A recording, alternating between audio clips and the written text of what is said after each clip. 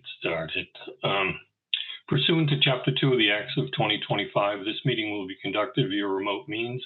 Members of the public who wish to watch or listen to the meeting may do so by video conference only. No in-person attendance of members of the public will be available, but every effort will be made to ensure that the public can adequately access the proceedings in real time via technological means. In the event that we are unable to do so, despite our best efforts, we will post on the Topsfield website an audio or video recording, transcript, or other comprehensive record of proceedings as soon as possible after the meeting. Instructions for joining the Zoom call are available on the Zoning Board of Appeals website at topsfield-ma.gov. I call the meeting to order. This meeting is being recorded via Zoom and also by Boxford Cable TV for future viewing at Topsfield Cable on Demand on the town website. Is there anyone else present who wishes to record the meeting? Seeing none, proceed with our first order of business for this evening, which is the so Raleigh Bridge Road is first. Lynn? Yes. Okay. All right. So 249-267 Raleigh Bridge Road, continuation of a public hearing on a petitioner's request for a conference and event facility special permit. All right. So to get started, just so everyone is aware, Gregor Smith was not present at the last meeting, but has caught himself up on the proceedings, and so will be participating this evening in the continued public hearing. So, Mr. Work, I see that you're here with us this evening. Yes, correct, Bob. My name's Brian, last name's Workman. I'm the chief, I'm the CEO of Essex County. You guys to date have been dealing mostly with Paul, my business partner. Okay, great. Sure. And did you bring counsel with you also, or just as an engineer, or? I did not. I'm an engineer by trade, but no, it's just myself. Yep. Okay, all right. Because I think your partner had mentioned something about that. You might have his counsel attend the next meeting. Okay. So the other thing I make known that Attorney George Pucci, who is Topsfield Town Council, is present for this evening's meeting. And George, welcome. Thank you for coming. Good evening. Thank you for having me. Okay, great. All right. So when we last met, we went over a number of items on your proposed development on the alfalfa farm, and had continued the meeting until this evening for continued discussion. So one of the items that I saw you had submitted some additional information on was the question of the parking lot and illumination and lights that might come from the parking lot. Could you elaborate further on that situation? Sure. I had watched the last meeting that you guys had, and it seemed like we were down to kind of the lighting, maybe is perhaps the final issue to discuss tonight. So at last week's meeting, Paul had mentioned, or I guess maybe it was 2 weeks ago now, Paul had mentioned that we were going to submit a lighting plan, and thereby the lighting plan could be reviewed and discussed tonight, because there was concern about maybe the light and the direction of lighting. So we went ahead, we did a light study. We put together this document, which someone very kindly has just populated here. And, you know, this is really, hopefully you guys had a chance to review this, and then we can discuss this. But this is essentially the lighting plan. In addition to this, we also forwarded some general pictures of the parking lot and I'm not sure, Lynn, did you get those photos? I did, and I sent them out to the board, Brian. Okay, great. So that's something that we can kind of discuss in conjunction with this drawing here, because really our abutter is the where the parking lot is the adjacent property there, but there's there's a fair amount of forestation there, brush, things like that, then their garage, then their dwelling. So I think the pictures really do a good job of describing or getting a good visual about what this looks like to be at ground level. And then, as you can see from this lighting plan, we've very specifically tailored the lighting plan to stay away from the neighbor and the dwelling next door. So, Okay, yeah, Lynn has put up some pictures that you had sent along. yep. Could you describe the perspective that we're looking at with these pictures? Yeah, sure. That right there is that's obviously the property edge. That's the property line of the adjacent dwelling, and that row of um, I don't know, for lack of better terms, I guess we'll call it a hedge tonight. But that row of tree line there exists almost from the street, Raleigh Bridge Road, all the way to the end of our property at 95, and it continues in a manner um, uh, either that size or greater as it continues down towards Route 95. So our proposed parking lot is, you know, more or less you can see kind of the outline where it is with that right there. And if you could, Lynn, if you'd kindly go back to the drawing, um, Sure. I can articulate a little better. Hang on one second, sorry. Sure.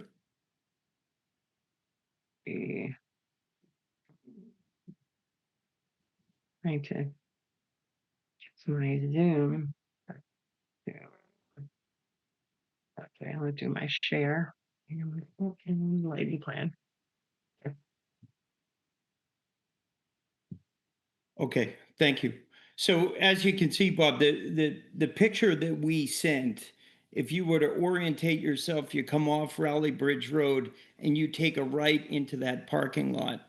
And if you were to just in that first kind of lane that you see there, if you took a right and went all the way to, let's say you took one of those parking spots that was right along the property edge, that's the view that you just saw. That tree line that you saw, that's the view you would see.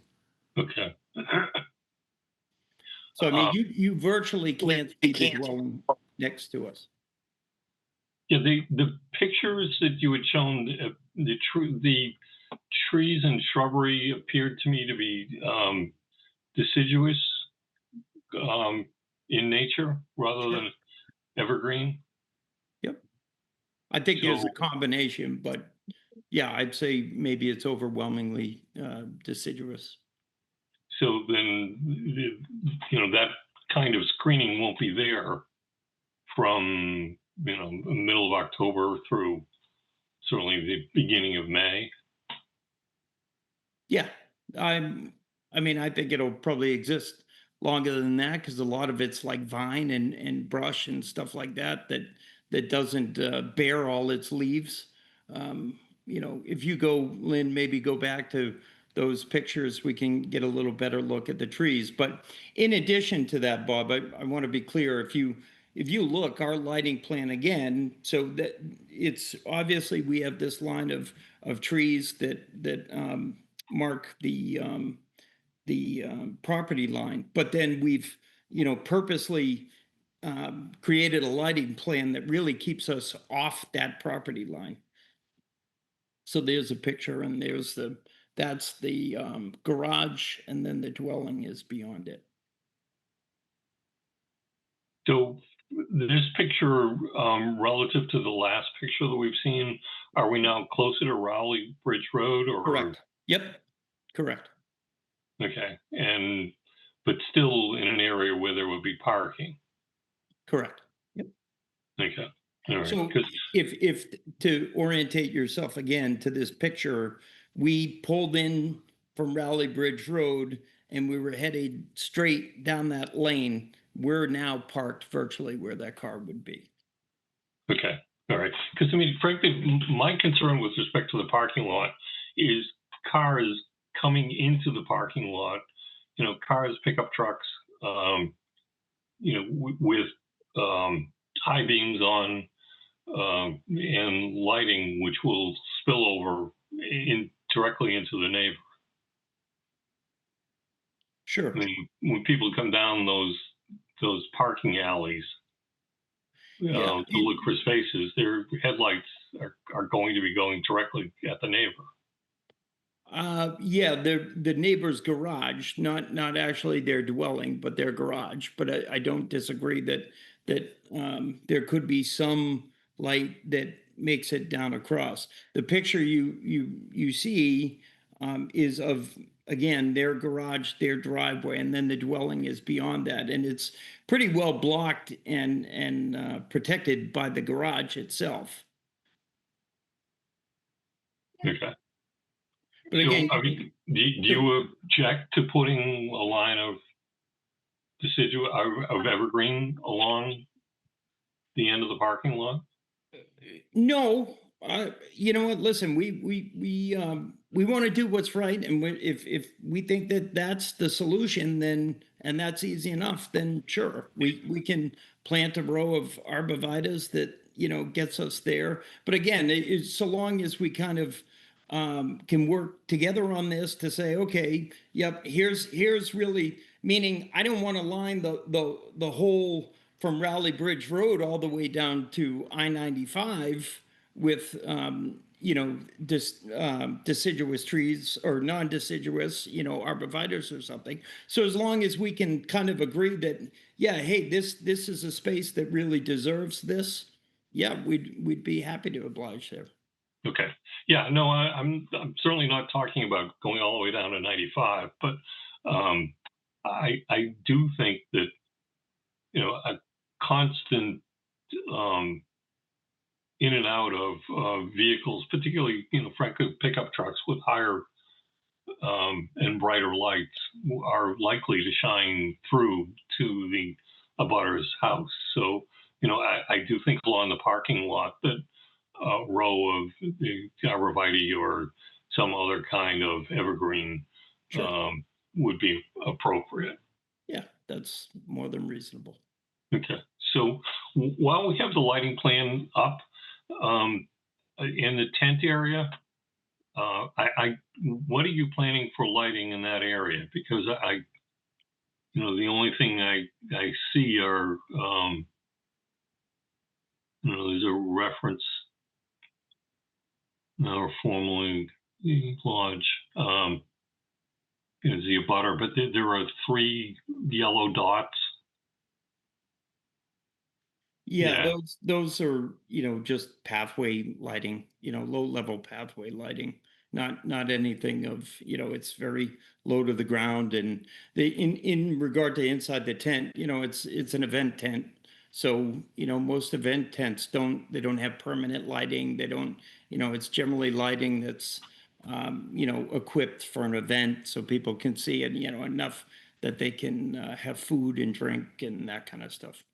Okay. And to the left and below the tent, are those an indication of plantings? I think that is to the not new plantings. I think that is just a summary of what's existing, you know. Okay. So you think that there's already a row of plantings like that? Yeah, I mean there's quite a lot of vegetation on that along that property line. Yeah, but this plan appears to be indicating more than just random existing planting. And again, I think that was just to kind of identify what's already there. That isn't something that we are decidedly replanting or, you know, I think that was just the architect's visualization of what's there. Okay. All right. Yeah, I mean, as I said, it based upon this plan, it does not appear to be an indication of a random group of existing shrubbery. I can promise you that we've never had any discussions about planting what's shown there. Um, Okay. All right. Anyone else? Any of the other members have any questions or comments with respect to the lighting? Yeah, just maybe a clarification in the on the Raleigh Bridge Road side, those three yellow dots are, I think they're labeled C, which shows like a flat panel downward facing light. Is that accurate? correct. Okay, and then the ones in the back are either single or double downward facing lights. I mean, you got them There's indicated as A and B. Yeah, there's a legend on this, Dave. Yes. Kind Yeah. of. Yep. I just wanted to make sure that I was interpreting it correctly. So Yep. yeah, and the That's little correct. flat ones are scattered about in the back there as well. Yes, sir. Yeah, the path lights, I think you call them. Thank you. Yep. Of course. Okay. Sorry, I was just looking at the Google Earth. I don't see the shrubbery that exists. Maybe I can share. Can I share, Lynn?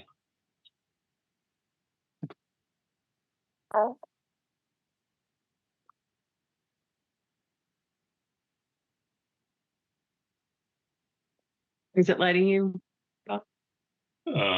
Now it might the Yeah.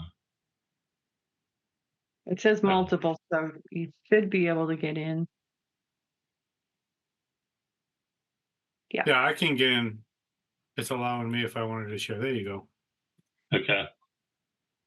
So this is the Yeah. I mean, there's a formidable amount of trees. I mean, I visit the site fairly often. There's a whole tree line that's there. well the I think it's probably the parking lot is in this area up here, Yes, sir. and then the tent will be in this area. In that area inboard, 80 some feet, but yes. Okay, because I mean I don't see a line of trees or shrubs here.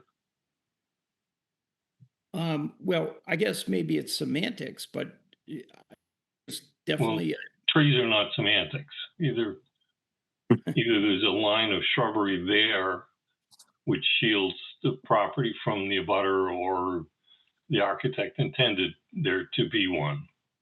I don't believe the architect drew that with the purpose of planting a line of trees. Bob. Bob, uh, oftentimes architects don't use the same nomenclature that landscape architects use.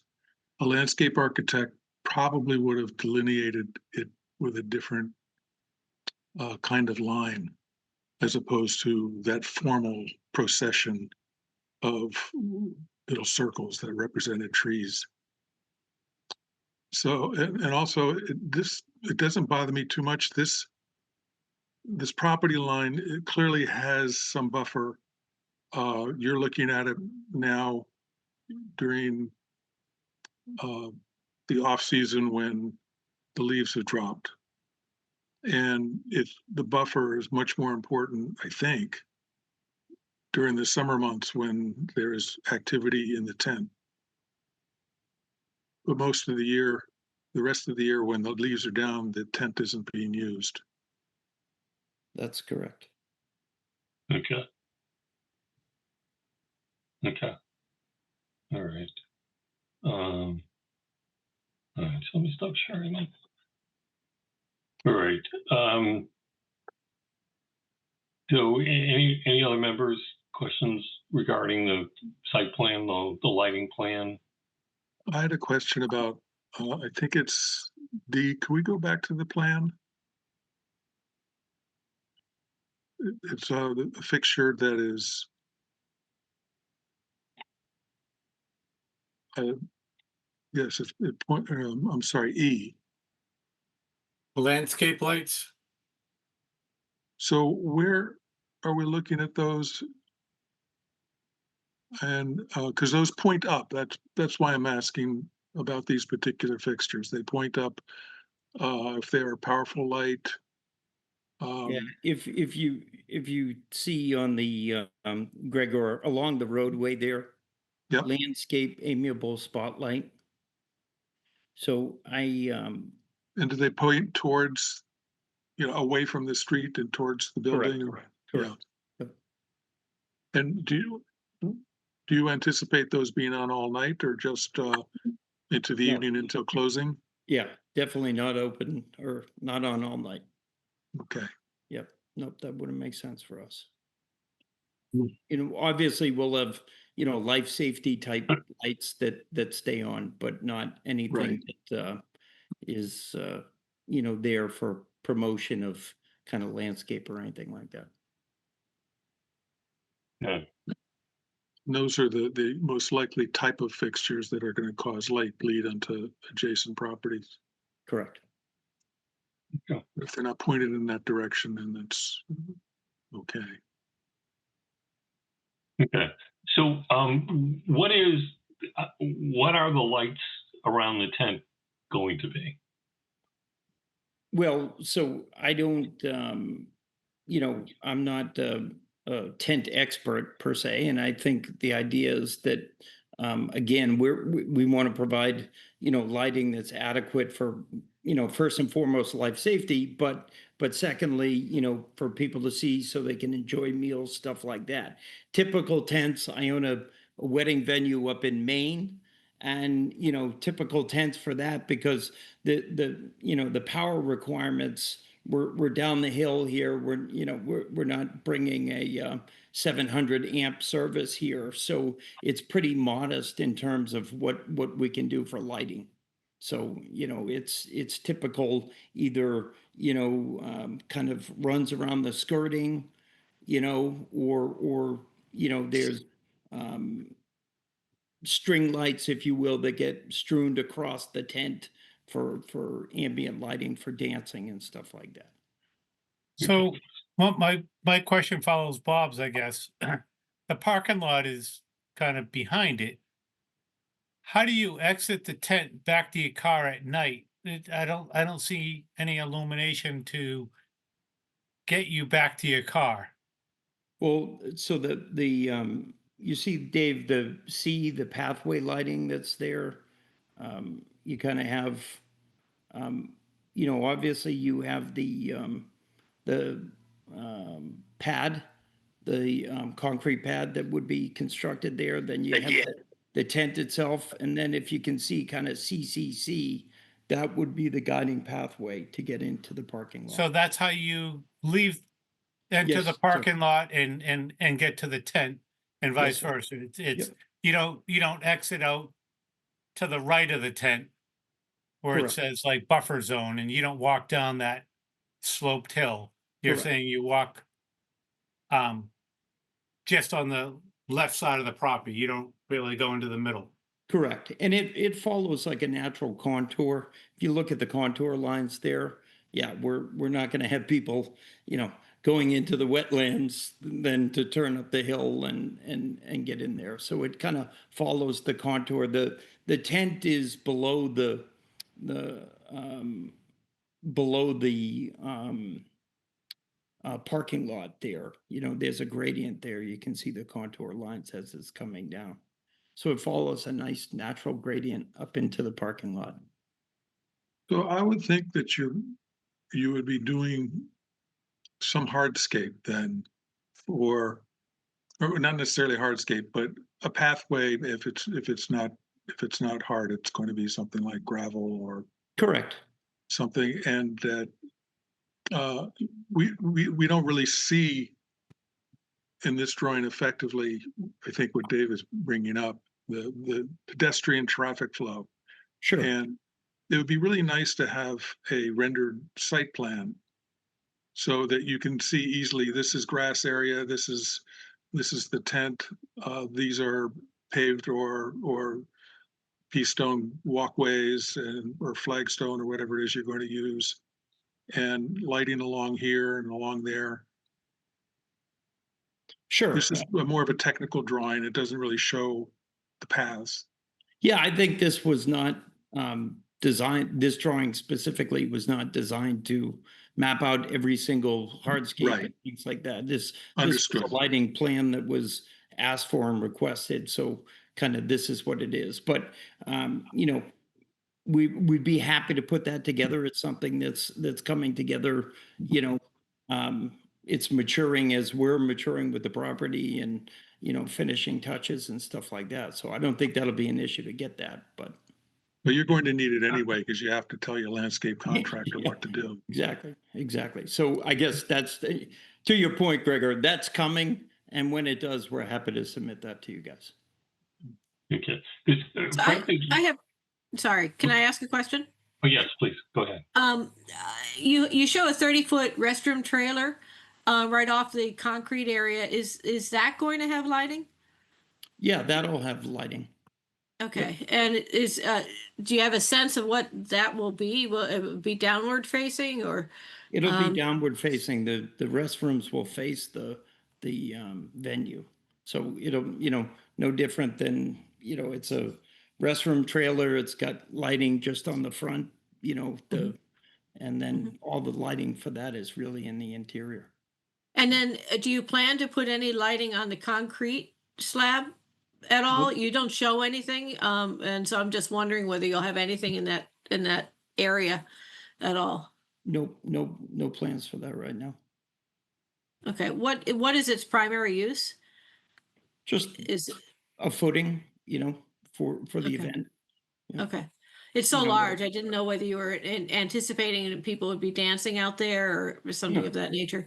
Yeah, Um, no, you know, the pad itself, yeah, I think Paul and the architect have kind of put together an outline to designate the pad. Now, whether that's the final dimension on the pad, I'm not sure, you know, but you know, I think the purpose of this was to get an understanding of where, what, how is going to get put into place.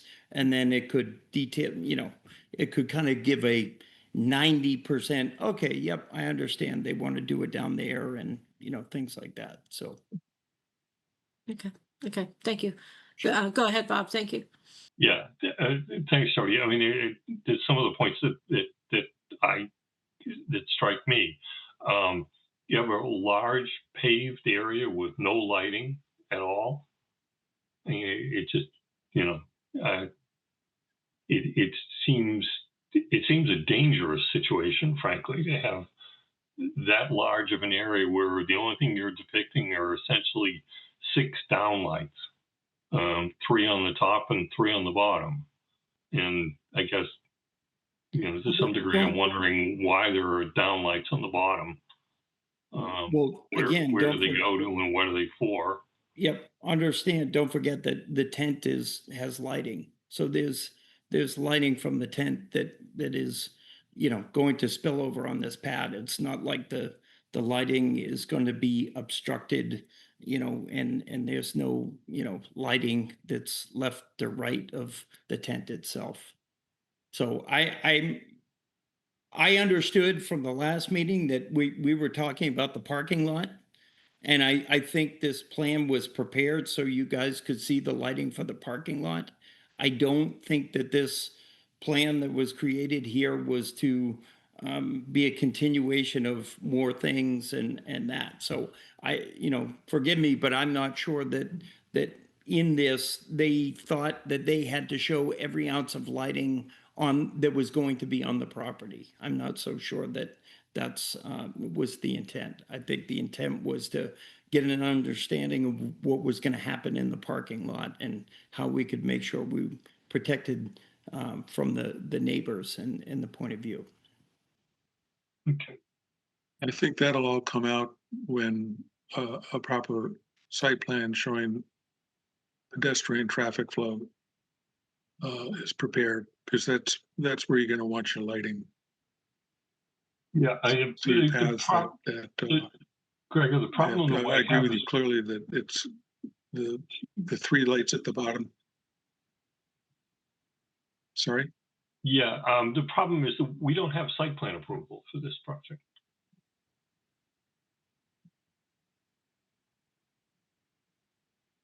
Right. So the only thing that we can give is the special permit. And because of the agricultural use and because there's no construction here, there's no site plan approval. So we're not really in a position to require a site plan. Sorry, I was just putting my design hat on. Yeah, no, I understand that. So, as I said, we don't have site plan approval. So, but I mean, clearly we are concerned with, what is going to happen here. So, all right. So, are there additional questions from anybody on the board with respect to this plan or the lighting or? Jody, you're on mute. Okay, I Sure. have one more question. Thank you. Will the parking, the lighting for the parking lot be on all night long or and year round, or is the intention to only have it on when there are events and turn it off at the end of the event? What are the hours of that? Yeah, correct. It'll be operating hours, whatever the operating hours are. An event like this, 10:30, it's wrapped up more or less. So, we're not going to have any lighting on beyond operating hours unless it's there for life safety or security. That's really Okay, thank you for the clarification. sure. Okay. But and the other thing is that the parking lot is for general use of the property, not just limited to events. Correct. Okay. All right. Okay. I don't know. Did anyone have a chance to look at the proposed conditions that I had circulated?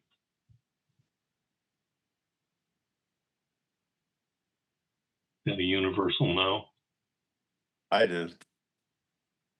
I briefly looked at them. I haven't really studied them, but Okay. Same with me.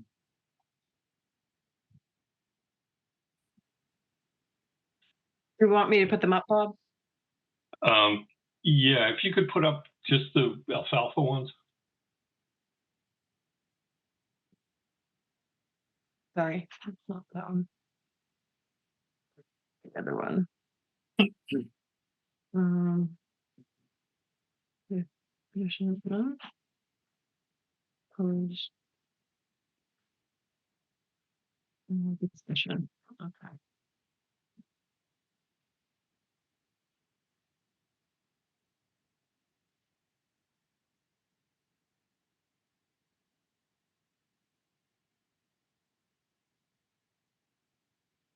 Okay.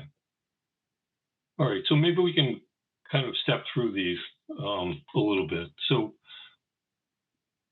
Brian, could you explain? I mean, clearly weddings are planned here, but I'm not certain what other kinds of events that you're talking about for the tent facility.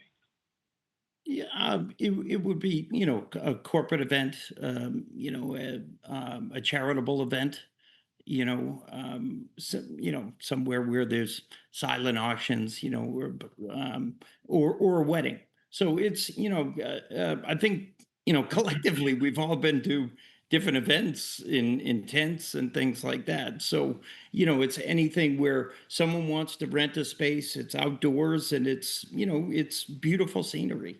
I mean, our our effort, our want is to bring, people from outside the community, bring them into Topsfield and really let them see, how beautiful Topsfield is and the virtues of it and things like that. So it's really anything that has a celebration kind of tenor to it that would require a space that can handle, 100, 150 people, whatever the space capacity is. So that's really the kind of idea of it would be to hold events that are, communal in nature.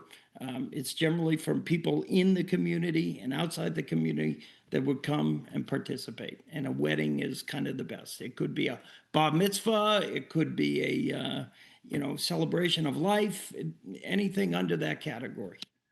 Okay, so, but for example, there won't be any paid admission. Like, are you thinking that you would have musicians or Yeah, in performances or? Yep, it could be a variety of that. I think some of that is like, for example, maybe an Oktoberfest celebration or something like that. It could definitely be. I could see something like that. I don't think Van Halen's ever going to play at here. The Swamp Tones are pounding down our door to get back on the property. They've played there a million times. So it's things like that, Bob. But it's most certainly not like a anything like like the Blue Hills Pavilion downtown that rents and has concerts, stuff like that. It's not anything like that. Okay. Just trying to think. So, so there is a possibility then of you're considering of like paid entertainment events. Well, paid entertainment events. So, like, if a wedding has No, I mean someone would pay an admission to attend. yeah, potentially. Potentially, yep. So, for instance, an Oktoberfest event, or even different festival events, something like that. There's potential for that. It's generally unlikely, but there could be a potential for it. All right. Trying to think of other. All right. So why don't we'll go through the rest and maybe it'll prompt some other questions. But so 7 days a week, facility with music. And frankly, most of these are lifted directly from the Connemara farm. Yes, I Um, can see that. I have a copy of their stuff, and it's Yeah. So, we're talking about there. We limited music to Friday, Saturday, and Sundays. Music must end by 10 p.m. and the event ends by 10:30. yep. I would I think in general, I would like to not see things limited. And I guess one of the fundamental differences I'll say between us and Connemara was there because of a complaint. We've had a permit on this site. The previous owner had a permit on this site for many years and had umpteen amounts of live music. I had been there for multiple events when there was live music, and we never were the genesis of any complaints. So, much different story across the street with Connemara and some of the dwellings that were there. So, I agree with I guess some of this that was there, but I'd like probably a little different consideration given that one, we're talking about something that's so close to 95, which has a insanely high ambient noise to begin with. But then the second part of this is, we had an event permit. We came because we wanted to do it under the what I'll consider the correct way and under the guise of a new opportunity, new building, new things like that. And it was never the genesis of a complaint. So obviously we want to be smart about this. We don't want to do something that's going to create a complaint, but hopefully we can have some discussion about some of these to maybe either broaden the categories or remove them altogether or accept them and move on. Okay, well, this is your opportunity fair. to discuss. So, Yep. so if you have some, specific thoughts with respect to hours and limitations, and because well, I certainly agree with you that you're much closer to Route 95, and certainly the ambient noise is going to increase. Um, it's still the middle of a residential neighborhood. Yep. Yeah. I don't disagree. The only thing I can draw, experience from is the fact that they've had live music there for 25 plus years. And, you know, to my knowledge, there's never been a complaint on our site about live music. So one of the specific questions I asked when I purchased this, I said to the former owner, I said, hey, has there, you guys have live music, live bands, any issues, any problems? And the answer was emphatically, nope, it's always been great. People love to come see the bands play and have a good time and things like that. So I just, I understand we're conscientious owners and we want to do right by the neighborhood and the town. But again, drawing off past history and past experience, that's kind of where I'm formulating my decision. Okay. All right. Okay. 'Cause, and frankly, I'm not familiar at all with the operation of Alfalfa Farm in terms of live music, and I never knew they had anything other than the vineyards and the wine-related parties and stuff. So, other members of the board, David Merrill, I mean, you live in close proximity. What do you know about the existing operations? Only driving by, I haven't noticed much about that. I've never been to anything on the site. Okay. Anyone else? I've been there for wine tasting, but no music. Yeah, I have not been aware of anything. Yeah. Also, I have not been aware of anything. I've never been along there when there was a concert or something going on. But I would think, They've I had think an a event. key difference is scale. I yes, don't think they had 150 people. Their Um, their capacity was 100.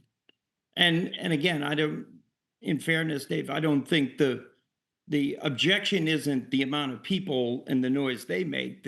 I think we're really driving at the music, the live music that's there. And that really isn't going to change whether there's 100 people there or 150 people there. no, But but I think volume has, could be different to yeah, to yeah. reach the group. I mean, if 2 or 3 people are having a conversation, they don't have to talk loud. But if you're in a room of 100 people, you have to talk louder. And the same thing with music. It's not going to reach everyone. There's going to be conflicting noise and speaking and everything else. So the noise levels will be louder. But I don't anticipate that being a problem for you. My concern, and maybe we can talk about it later, is the event's over at whatever 9:30, and now you got 150 cars trying to leave, and they're all backed up trying to get to Route One. So that condo complex has got idling engines in front of their condos for 15 minutes, and then there are houses on the left side as well, and my guess is there's ways to deal with that, but I'm not. I don't know what that would be, but I'm wondering if that's something that has been taken under consideration. Yeah, I can't speak to that, to be honest with you. You know, I don't. Um, so, I mean, it's certainly, Dave. I don't think we've seen an issue with that with Connemara. I mean, with the Well, wedding. they don't release everyone at the same, well, I guess the wedding does too, you're right. Um, I was thinking more the tree farm, but the wedding venue would probably, a mass exodus in a 15 to 20-minute window as well. Yeah, I mean, certainly some people leave early, but Yeah, the yeah. vast majority of them will leave all at the same time. But Yeah, so if it hasn't been an issue, then great. I just want to make sure that we kind of talk about it. it's all right. Um, yeah, and I guess what I would say is, with respect to the music being there, if none of us are aware of any issue, that being, of concern to the neighborhood or the town in general with music that's been there, and none of us actually knew that there was any, that, I guess that's a good thing. So, uh, As a matter of equity, I like the idea of, at least initially for the first year, um, putting in the same kind of restrictions as Connemara Farm. Um, the thought being that when, in a year, when you come back for a revisit, if things are going well and there are no complaints, then maybe at that point it seems to me to be a more viable time to, if you wanted to increase the time to 11, let's say, or so, or music until 10:30, something of that nature. I'd feel more comfortable, after having kind of, allowing the neighborhood to absorb it for a while first. So that's my opinion in terms of the restrictions. I'm a little uncomfortable relieving them right now, simply because it just doesn't seem fair to place them on Connemara, despite the location. I mean, I understand the highway, being, making a difference in it, but it is the same street, and it is within, honestly, a Yeah, few hundred feet. So and I don't disagree with you, Jody, but the objectionable noise was not on the Rowley Bridge side of the road. It was on the back side of it. So, again, well, that's not entirely true. okay. Um, okay. From what I read and saw, that's what I could glean, but if that's different, then this would be the first I knew. So, Yeah, I mean, certainly the most vocal people were the condominium association, but some of the other eight neighbors, did have issues with it, and um, certainly the attorney appealed it. So, um, there is some concern around along Raleigh Bridge. in proximity to um, Alfalfa Farm? Like any abutters in Alfalfa Farm or, About us to Connemara along. okay. Okay, all right. Um, okay. So, Monday through Thursday, no music permitted, and events must end by 9. Um, yeah, um, new music shall be, why, just so out of curiosity, why would a Thursday matter, but a Friday doesn't? What is it about a Thursday that suggests we can not allow music, but a Friday can? I mean, I don't, again, if someone wants to have an event on a Thursday night that's a corporate event, and they want to have music there, to me it's a Friday, it's a Saturday. It really, the music doesn't really, shouldn't be driven by the day itself, is I guess what I'm trying to suggest. What is Um, it about a Thursday that says no music, but a Friday can't have music? well, generically, Friday is a weekend, Thursday isn't. I know Thursdays are becoming more and more a part of the weekend, Thursday nights, So judging on restaurants and certainly, but In part, it was to limit the exposure of the neighbors to activities. Right, but again, those were neighbors that were complaining.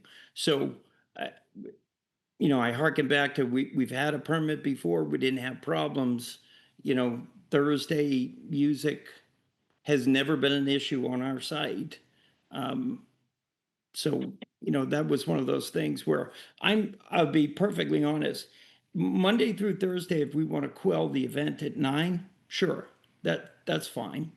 But so long as we can play music in the event tent, I think that's fairly normal. I mean, most company parties, something like that, there's music. It's part of an ambiance. It's part of a background.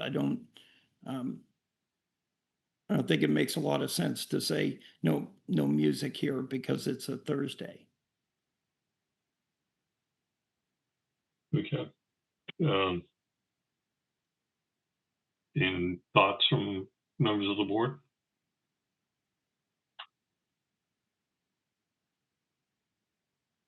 I guess I'm sympathetic to this, Bob.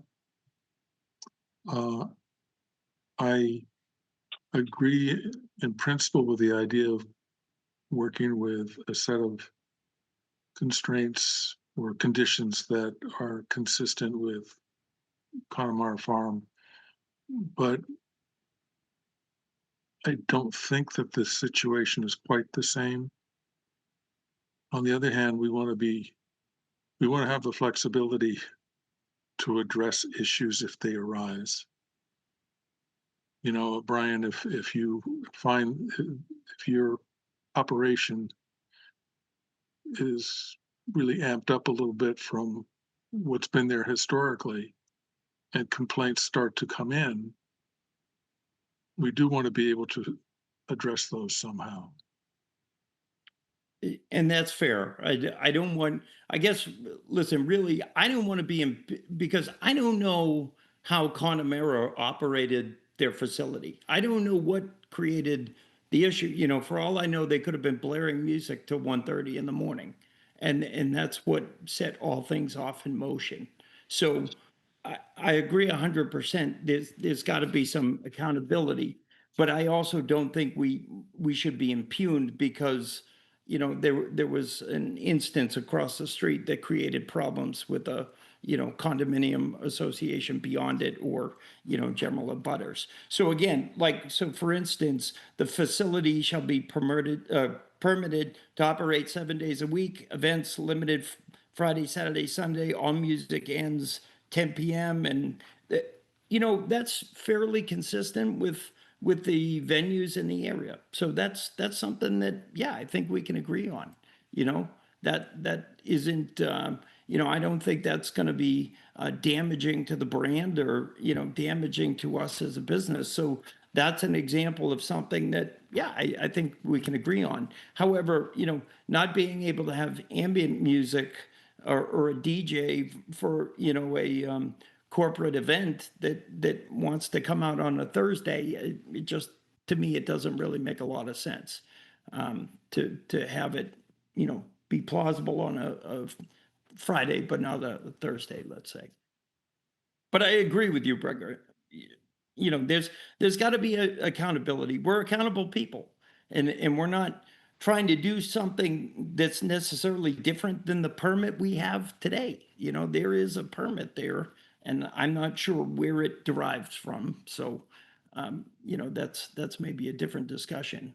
But I'm coming at this through a lens of, listen, we're the ones bringing this back to this board to say, listen, we want to work with you guys. We want to do things right. So that's why we're here. So, but again, that some of this stuff, I'm hoping that we can, have a little give and take with this list. And I didn't get this list till just now, so I'm just seeing this right now. Yeah, no, I understand that, but I mean, I also understand that you are probably very familiar with the restrictions that are on Connemara, and these will lift directly from it. Well, Um, the list I had, it looks like there might be a few more that got added. At least I'm looking at the list that was here, so maybe Okay. like, so for Question, instance, Bob. For Connemara Farm, are they allowed to have live music versus DJ only? They are, they are, they, their music has to be played through a soundboard. So that has the ability to limit the amount of sound that's generated. So the practical result of that has been that they cannot have live bands. Okay, but it looks like on this one, they can have live music, but it still has to be um, governed by sound limiting controlling equipment. Yeah, and you know, and I mean, frankly, given the time that I had because I didn't get to it early enough, um, some of this stuff doesn't really work in that regard. So it's something that we need to look at because, for example, drums, you cannot play drums through a soundboard that limits the sound. So you know, only instruments, amplified instruments, could be played through a soundboard. Drums could not. So that effectively prevents live bands. So you know, I know that that's certainly something that I think Brian's going to want to look at in terms of what we do with live music from bands. yeah, I You know, mean, we most certainly, 50% of weddings have a live band. I mean, no, one of the notes here is about the direction of the music. The orientation of our sound will be facing towards the highway. That is the direction that the sound is going. So, we're purposely steering it away from the street, the dwelling, and things like that. So that orientation is already, how we pre-planned this, regardless of this list. But yeah, I mean, in reality, telling people they couldn't have a live band would certainly diminish our opportunity here for weddings and stuff like that. Bob, can I just interject? yes, sure. Unless the applicant was, anxious to get a vote tonight, does it make sense to give the applicant an opportunity to look at the conditions and maybe reply to it and then deal with it, in an intended sort of final meeting and vote at a Well, continued George, date? to be perfectly honest, we were hoping for a vote tonight. Oh, okay. All right. Yeah, and because we're this is our third meeting for this, so Yeah. in hearing the last meeting, I really thought we were going to have a discussion about a lighting plan, and then and then kind of vote on this is what I really thought was going to happen. It's kind Yeah. of Then Bob, I take back my comment. Why don't you continue doing what you're trying to do, which is, see what makes sense to the applicant from it and what doesn't, from your list of conditions. And if you can reach, a meeting of the minds that, the applicant is okay with the conditions that you end up with, you're at the position to vote. So maybe you do have to have that dialogue that you've started, because it does seem that some of those conditions are not applicable to this application, from Connemara. Maybe decibel levels and things like that make sense, but the orientation, how you oriented, where things are directed on the other property and the sound wall and all of that really doesn't make any sense for this property. So if you could kind of, reach reasonable conditions about what's expected for the nights of operation and, hours and things like that, I would just remind the board, you've got to tie it, you got to tie your conditions reasonably to this operation and to where this property is situated. So hopefully you can, get from the applicant what, is a real sticking point for them in your, sort of conditions carried over from the other one. And maybe you can get to the point that you can, get it reasonably close so you can make the vote tonight. Thanks, George. So anyhow, why don't we have the discussion? So essentially, Brian, you want wide open live music. Yeah, I think, and to what extent, we might have 5 weddings that don't have a single live band. That's a possibility, or we could have 5 weddings that have live bands.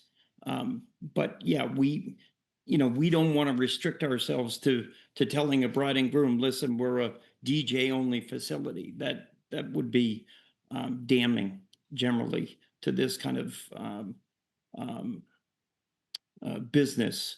Again, I own a wedding venue up in Maine. They're tented weddings, and 50% are bands. So that's something that is definitely part of this industry, part of this business. Okay.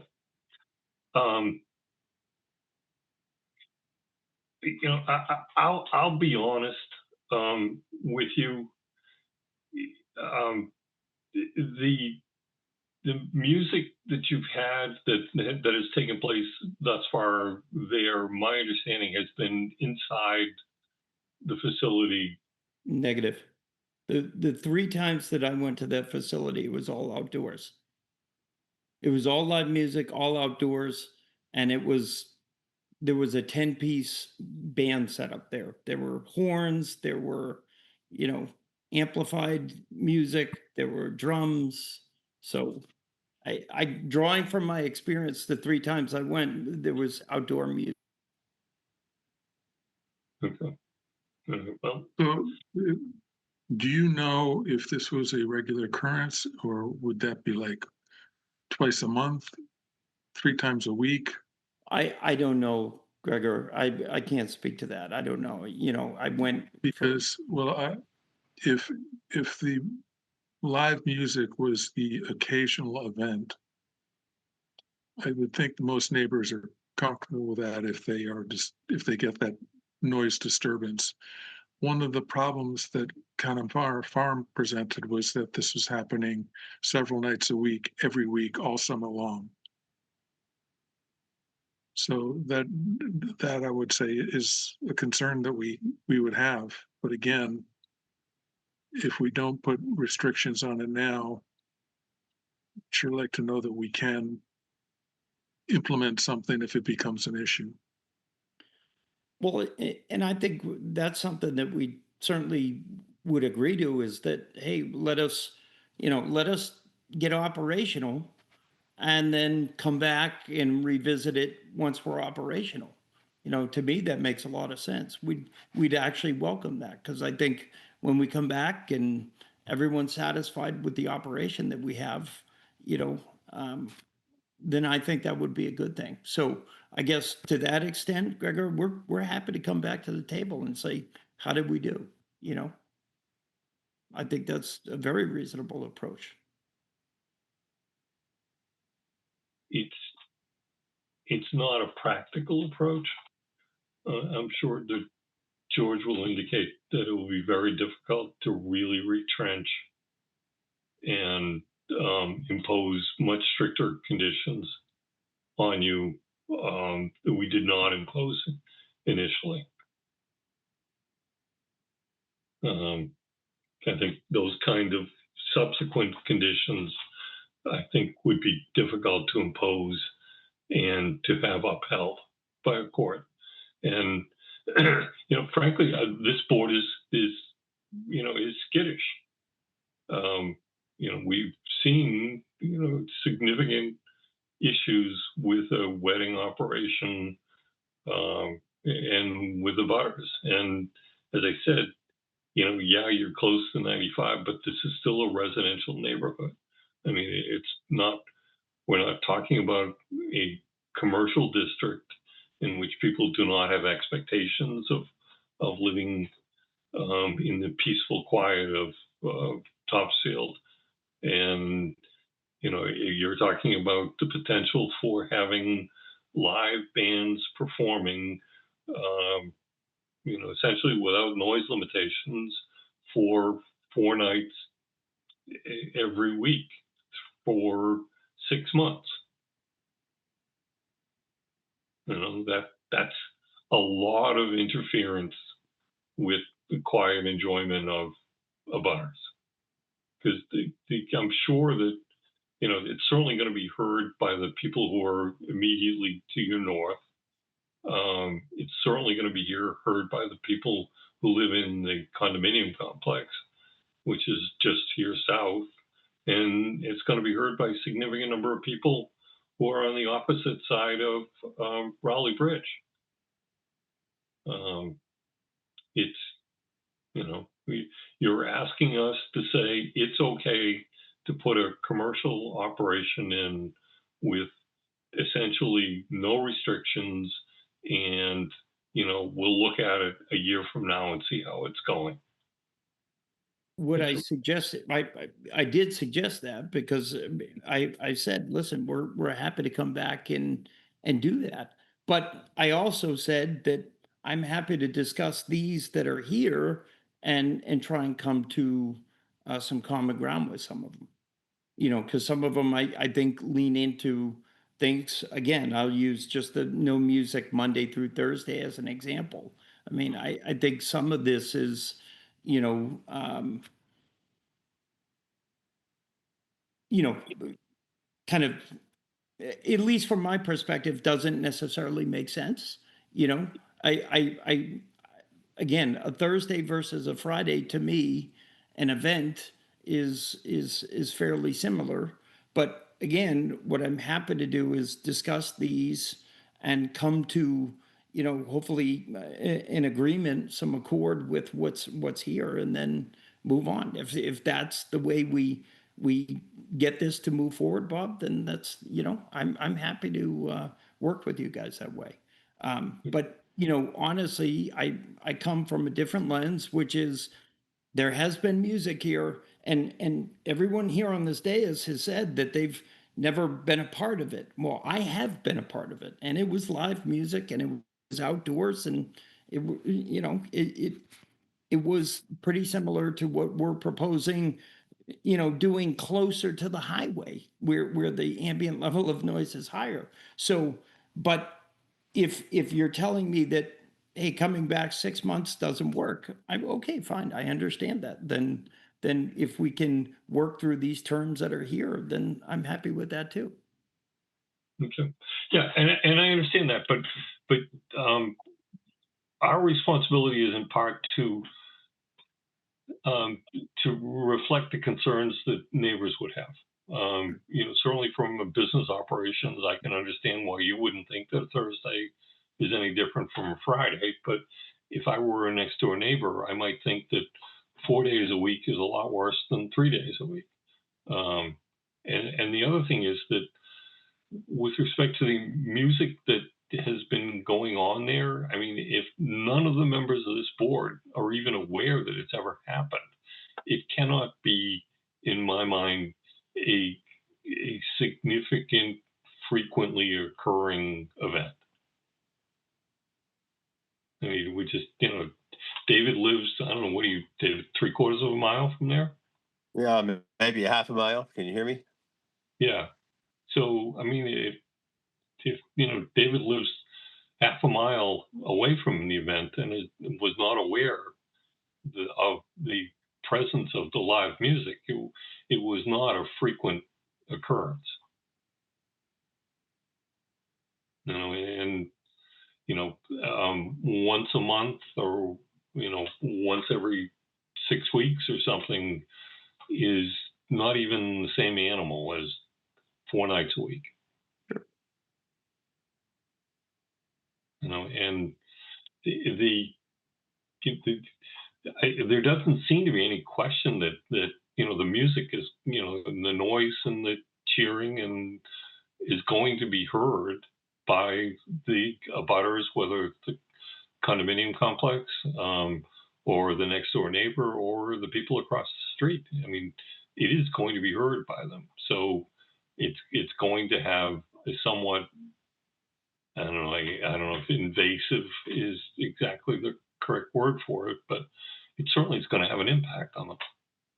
You know, and you hope to be successful, and we hope you to be successful, but it doesn't necessarily correspond that it's going to be okay for you to operate in a manner that's going to be intrusive on the neighborhood. And that's the balancing act that we're facing. Sure. Um, Uh, so what, you know, sense from other members, I mean, what are we going to do about music? So a number of these conditions talk about decibel levels and monitoring and, you know, soundboard, and as George indicated, you know, they're going to self-police with respect to the location of the sound source within the tent. You know, I guess in part because it's the only thing that makes sense for them. But so what do the rest of you think? Jody?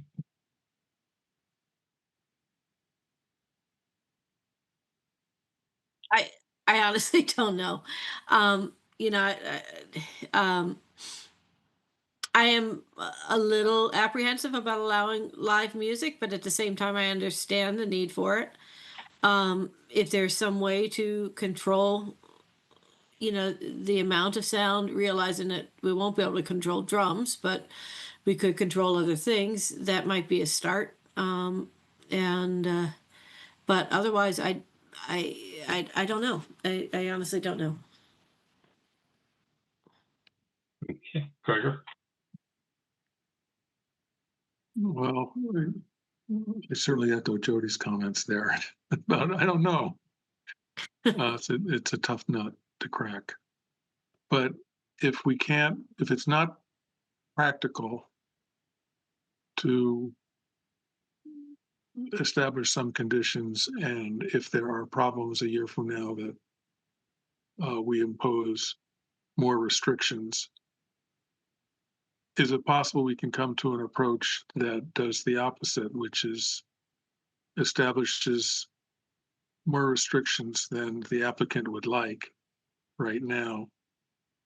And if it works a year from now, they can come back and ask for some relaxation of some of the tougher restrictions.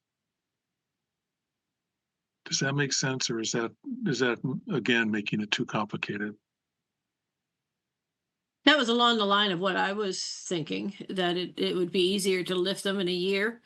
Um, you know, one of my thoughts with that in terms of live music, if you have contracts for something that's 2 years in advance and then suddenly you're not allowed to do it, it could cause problems on the business side of it. Um, so it's a lot easier to lift restrictions than it is to enforce them in a year from now. Um,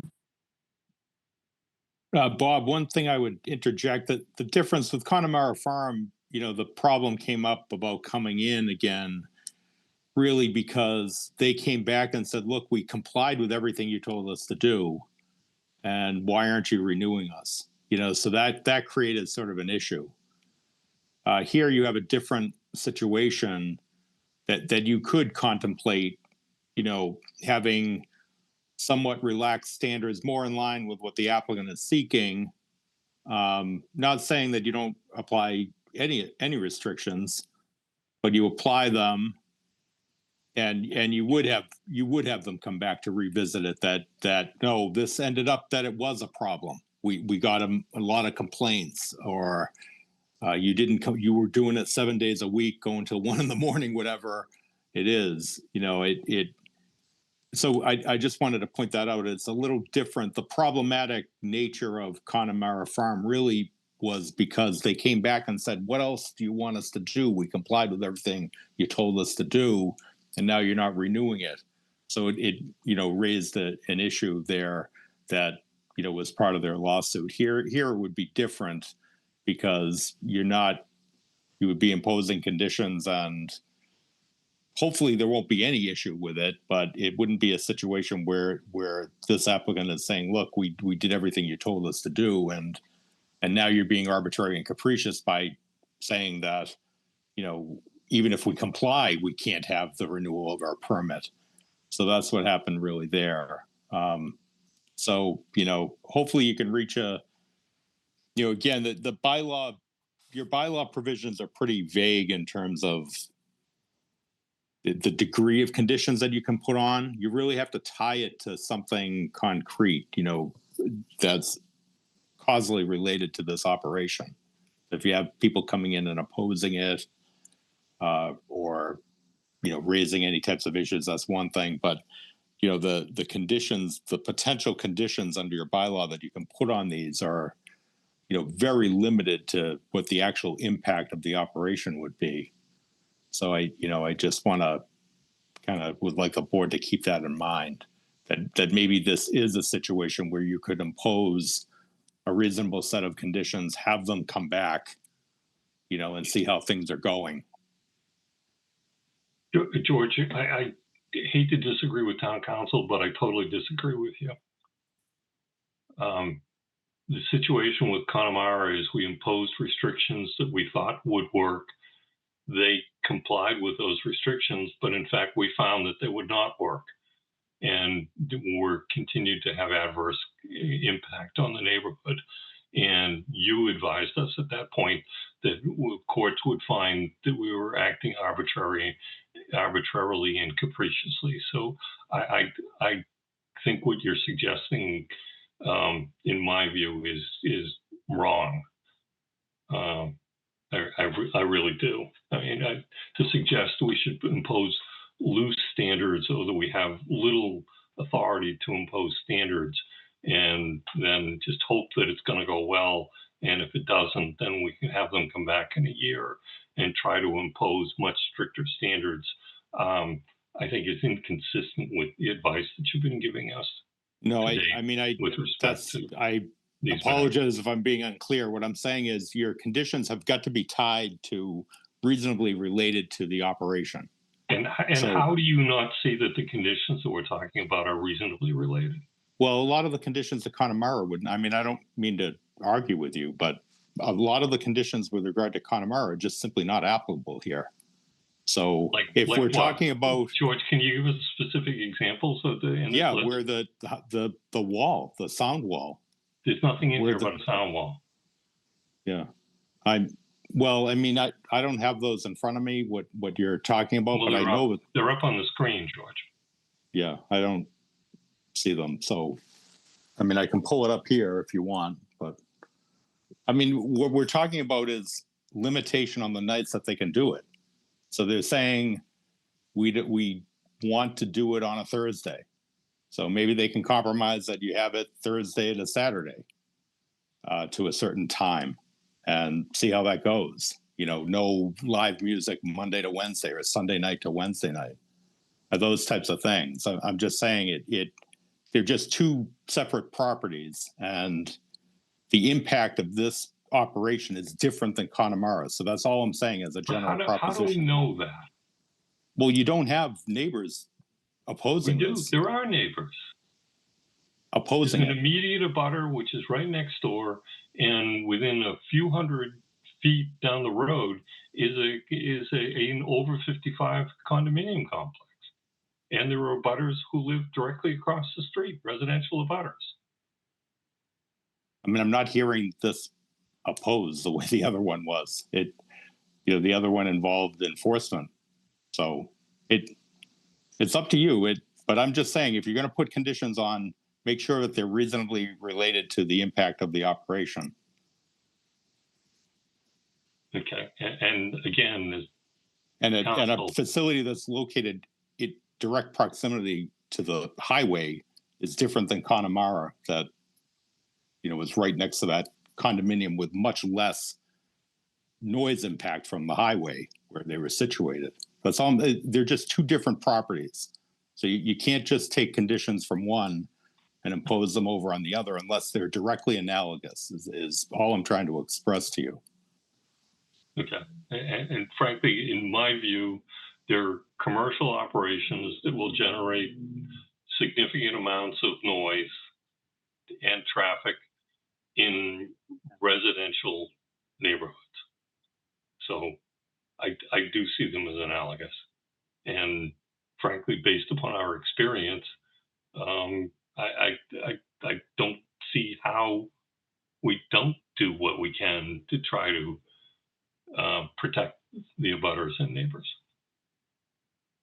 Yeah, I'm not saying that you should. I'm just saying I just keep reminding you that it has to be tied to the operation. So if there's a rational basis that you're picking out nights of the week that they can't have certain type of music, then so be it. But you don't want to end up in litigation again over one of these that we're talking about, conditions that aren't reasonably related to the operation. So that's all I'm pointing out is I would tie it to the conditions that you're allowed to impose under the bylaw. And unfortunately, the bylaw doesn't speak to something like this. It doesn't set out performance standards for live music near a highway at a facility that they're, seeking an event facility, which is an allowed use by special permit. So you need to do your best to try to tie it to the operation and do it in a manner that you don't end up in a needless lawsuit.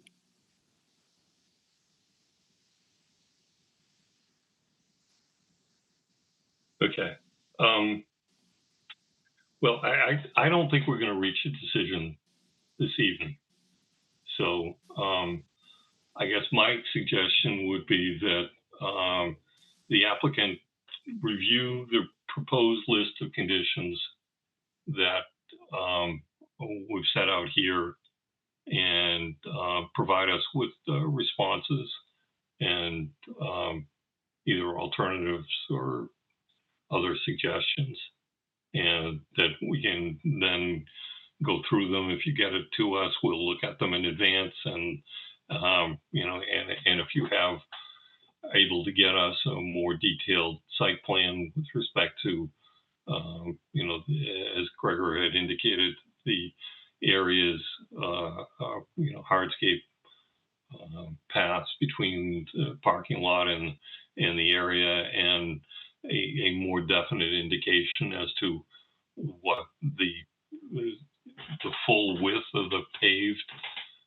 concrete foundation that you're proposing, and how that's going to be lit for safety purposes at night, and maybe your lighting engineer can give us an indication of what the lights inside the tent are going to be, so that we can understand what spills out onto the concrete foundation area, that we'd be able to be in a better position at our next meeting to finally wrap this up.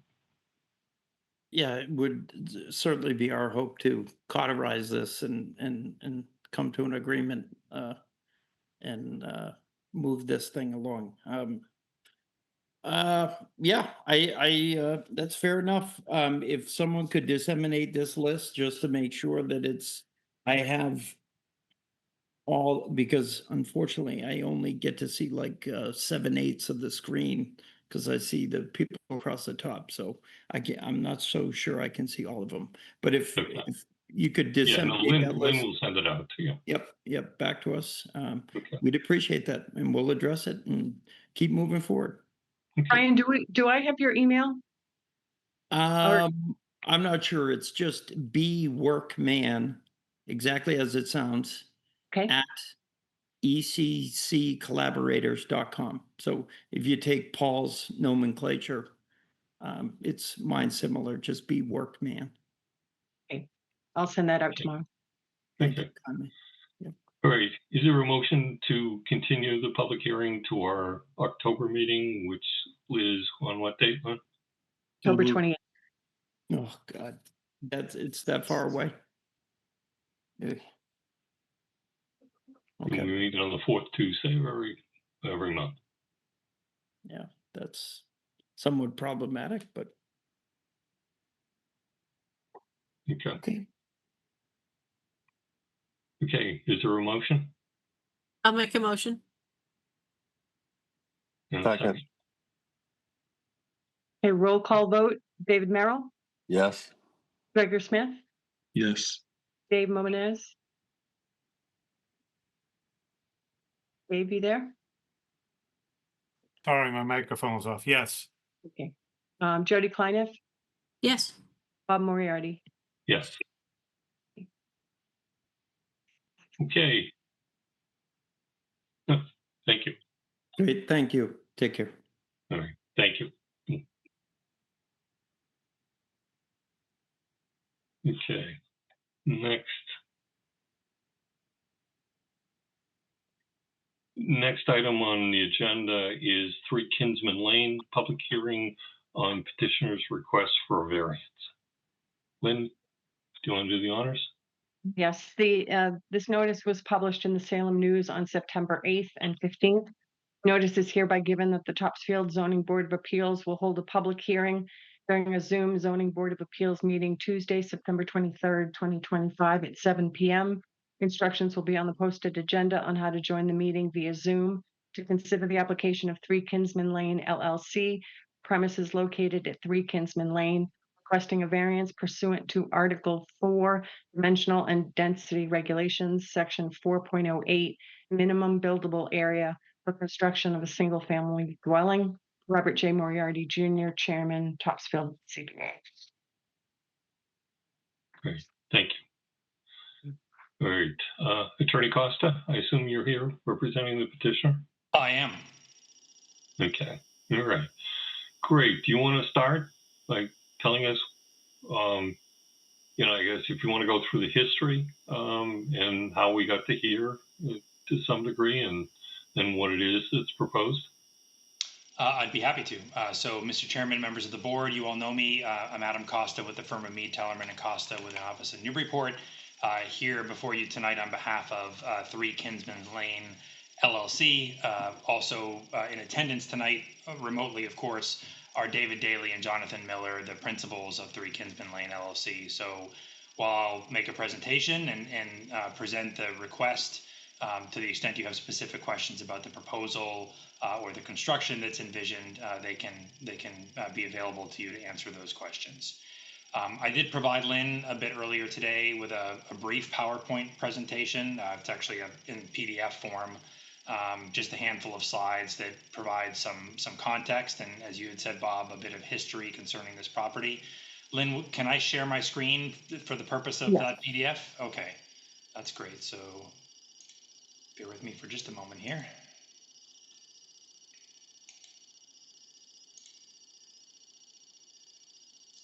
I'm just going to try to blow this up a bit so we can all see it.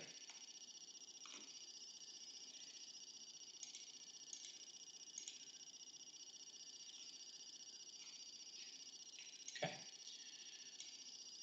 So this is a property that is most of you are probably generally familiar with. It's on the corner of Washington Street and Kinsman Lane. It is located in the inner residential and agricultural zoning district. There has been a proposal for quite some time, in fact, to build a single-family structure on the property. The property is pre-existing non-conforming. We'll talk in a moment about why that is, but the short version is it's got insufficient lot size and insufficient frontage. But it does meet all other dimensional requirements, and the development proposal will meet other requirements. With the exception of the buildable area minimum requirement that is contained in your zoning bylaw, that is, at least with respect to the history of this property, a relatively new addition to the bylaw. And we'll go through some of the history of how this property was created, and I'll talk a bit as well about a prior appearance before your board, which some of you may remember a few years back as it relates to this property. So the property itself was created through an approval not required endorsement from your planning board way back in 1982. At the time that A&R plan was endorsed, the property met all the dimensional requirements for a single family home that existed in the Topsfield zoning bylaw. But recently, in addition to the adoption of section 4.08C, which we're going to talk more about this concept of buildable area, but in addition to that, the lot area and frontage requirements were amended.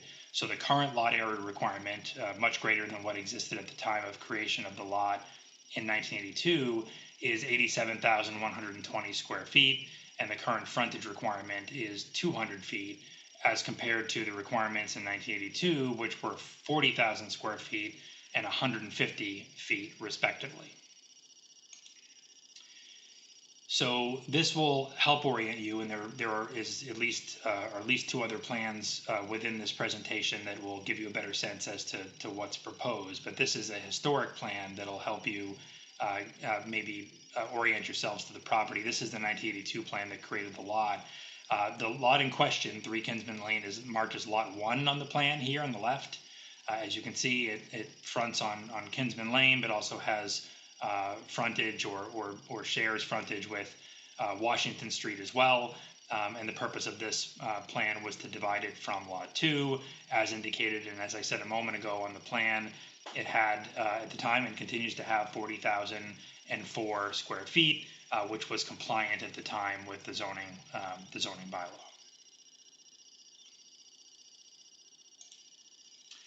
So here's a dimensional table that compares proposed requirements to what is mandated by your bylaw. So I just touched already upon required and proposed lot area and frontage.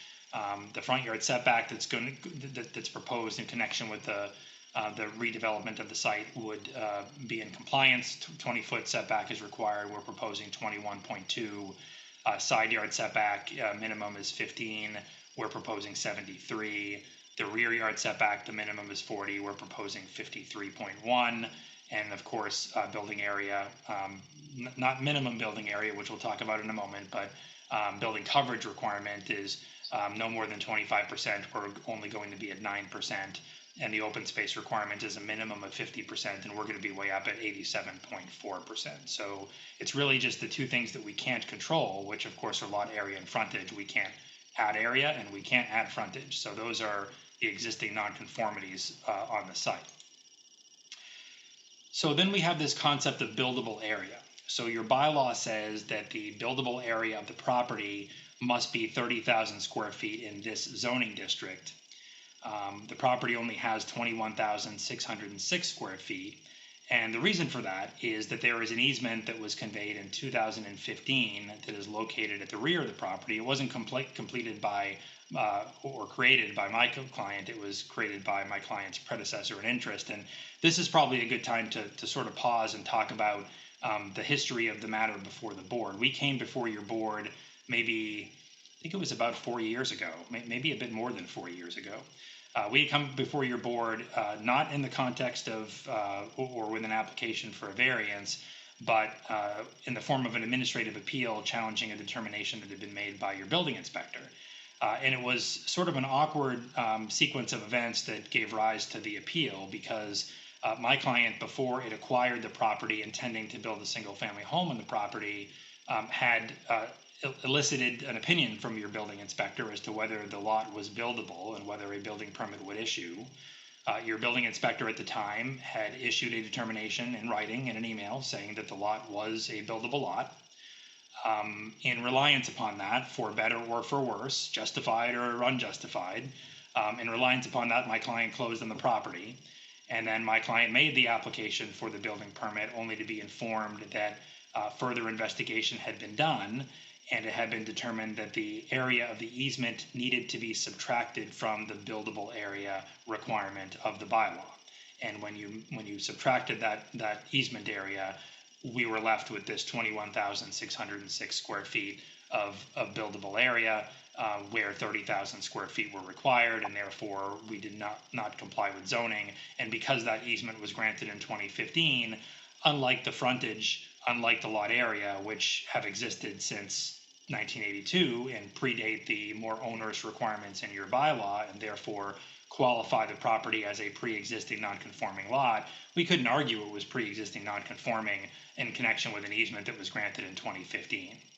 So we appealed that to the Zoning Board of Appeals. We raised a couple of different arguments. The ZBA agreed with some of those arguments, disagreed with other arguments. We litigated that case. The court affirmed the decision of the ZBA and the ZBA's interpretation of buildable area, which wasn't entirely a shock to us in light of the deference that's due to ZBAs in interpreting their own bylaws. And so for the last several years, this property has sat vacant, notwithstanding the rather sizable sum my client paid to acquire it, anticipating the construction of a single family home. So it all comes down to this issue of buildable area, and we'll get back to this in a couple of slides. So you can see here, maybe not in great detail, but I'm happy to share additional plans if the board has questions or wishes to see them. But you can see here the proposed, this is a proposed stormwater plan, but it's the best, the best of the various plan sets in terms of depicting the proposed location of the residents on the property. Single family residence, you can see the access would be from Kinsman Lane. You can see the single driveway access. It's a rather modest size home. Maybe modest is the wrong word. It's not maybe the larger size homes you see built on many vacant lots in suburban communities these days. The footprint of the living area is roughly 12 or 1,400 square feet. I think it's 1,400 square feet. Plus the garage, and then it has a second story. It's more like a story and a half, which you'll see in a moment when I show the architecturals, for a total living area square footage of, I think, 2,400 square feet plus or minus.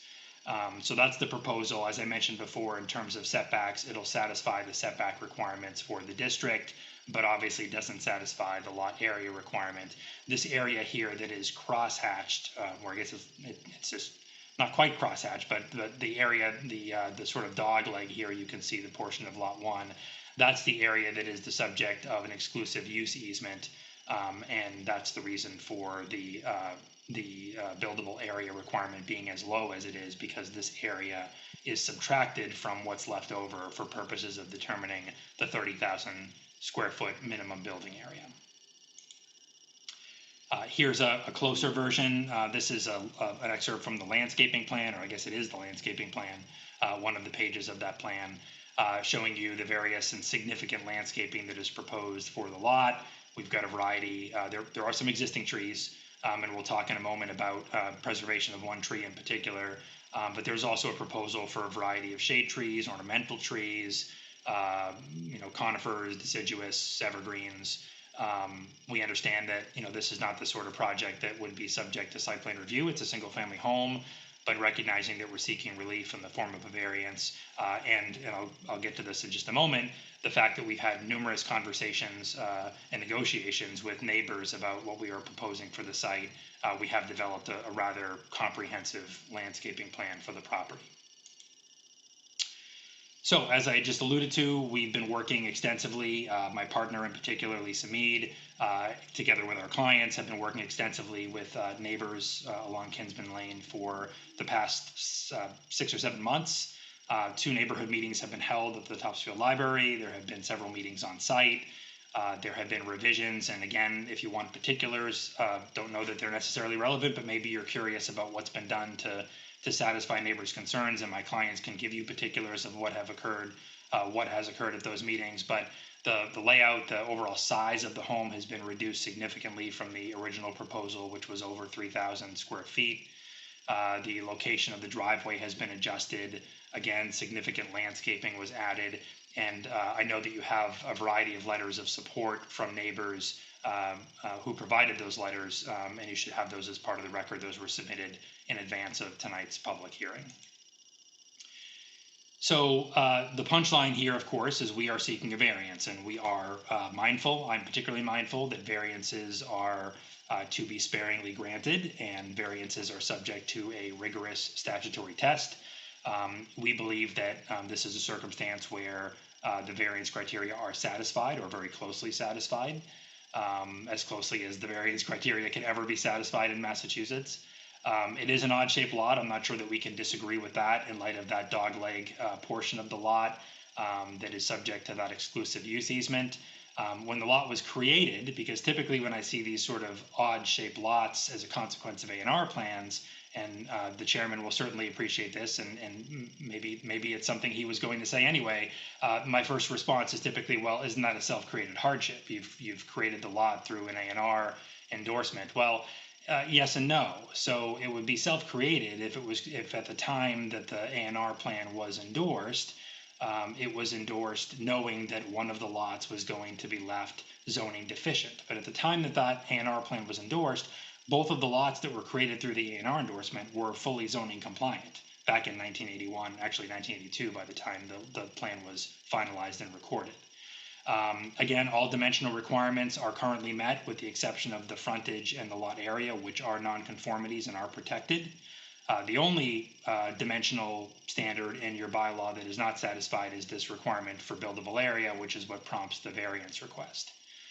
Again, the applicant didn't create the lot in its shape, its predecessor did, and even its predecessor created the lot in the shape at a time when the zoning permitted lots of this size with this amount of frontage. The hardship here is that in the absence of relief, this lot really can't be used for anything. Absent using some sort of zoning exemption, you can't build upon it because it doesn't meet the minimum requirements for a building lot in the district.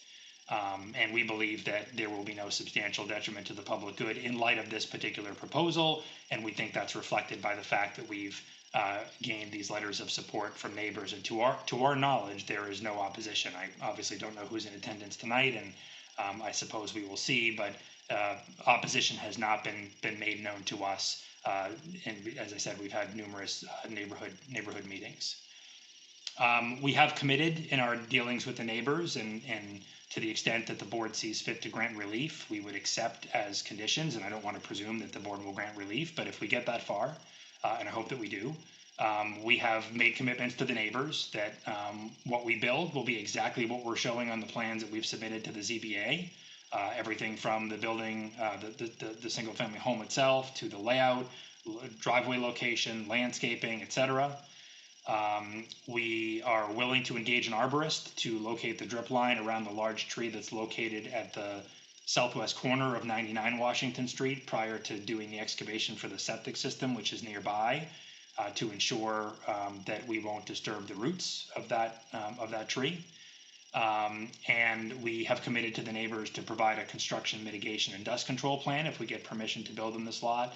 We would supply that to the building inspector prior to the issuance of a building permit to ensure that there aren't construction consequences suffered by neighbors, and there's not unnecessary on the surrounding lots. Again, we believe that this won't derogate from the purpose or intent of the bylaw, which one of the purposes of which is to conserve the value of land and buildings in the town. And this is a building lot that was purchased and paid for as if it were a building lot, but as it so happens, is not a building lot without relief from your board. These are the elevation plans that give you a bit of a sense. There's a couple more plans to follow that'll give you a better aesthetic, rendering plans, but these are the actual elevation plans showing heights and depths. You can see the front of the building with the 2-car garage. You can see the rear view and then the left and right elevations. And then you can see here, this is a rendering that we had prepared showing the building, including some of the landscaping that's proposed, and then a view from a different angle.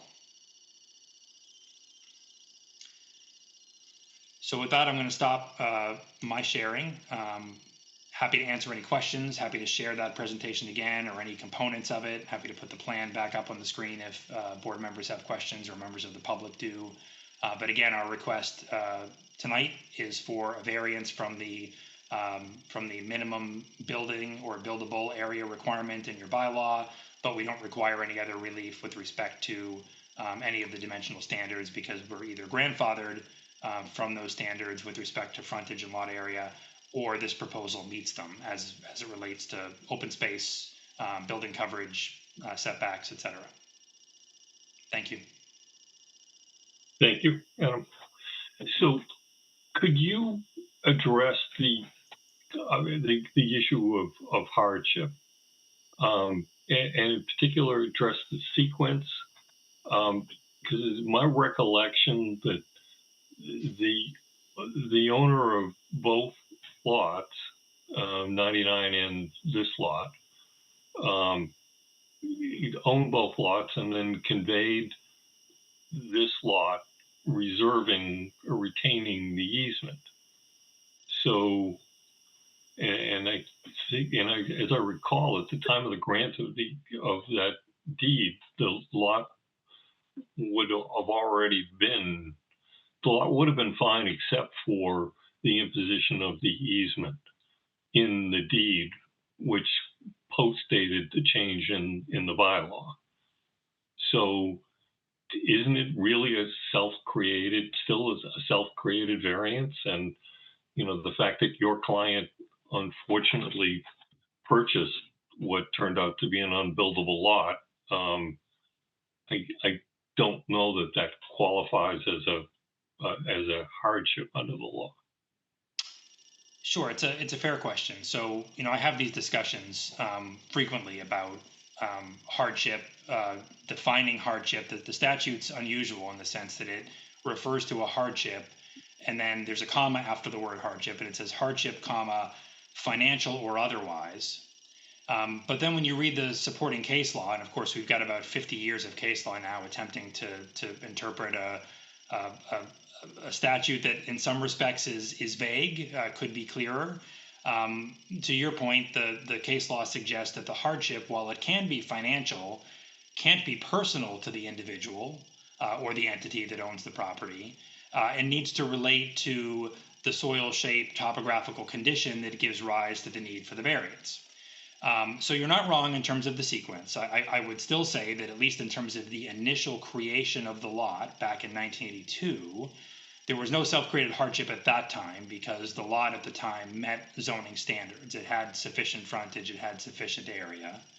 And so at the time that the lot itself was created, which is typically the point in time when you consider whether a hardship has been self-created, the lot was zoning compliant. But to your point, it was a number of years later, 34 years later in 2015, that the lot was then conveyed away. And at that time, this easement was reserved in sort of the dog leg shaped portion of the lot. And so you could say, I suppose, well, then at that point it was self-created. Well, I think you have to consider something that sort of harkens back to a few years ago when we addressed this issue before the board and then ultimately litigated the issue. You can even, in fact, read some of the excerpts from the judge's decision. We provided a copy of it with our filing, because the judge didn't say absolutely positively there's no way that this bylaw could be read to allow buildable area to include easements. What the judge said is the ZBA is entitled to deference in interpreting its zoning bylaw. The ZBA has said, in the context of an administrative appeal, interpreting a bylaw that in some respects is vague, because the bylaw doesn't specifically exempt easements. The judge said the ZBA is entitled to deference because certainly the ZBA could conclude that an easement is the type of thing that you would exclude from buildable area because practically speaking, it can't be built upon. So I get that. Hindsight's 2020. We now know that the judge affirmed the interpretation of the ZBA in whatever year it was, 2020, 2021.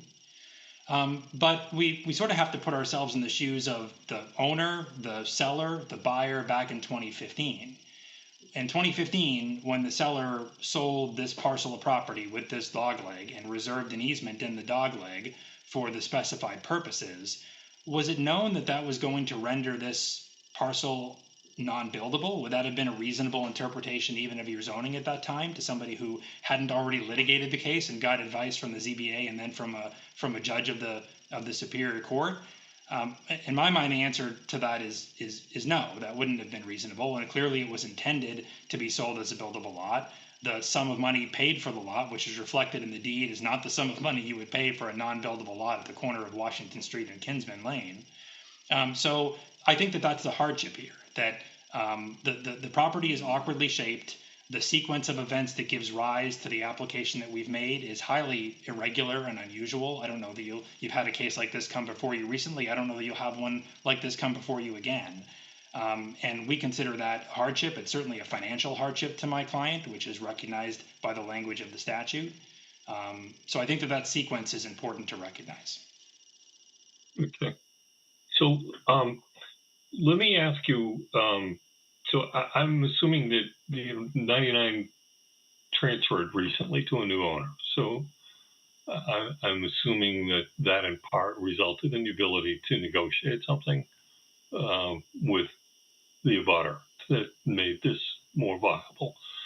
Is it possible, do you, that does 99 still require the same extent of easement area over that dog leg? Have you investigated where the septic system actually is and whether or not it's necessary? Did you look at the possibility of limiting the easement area in order to pick up the additional buildable area?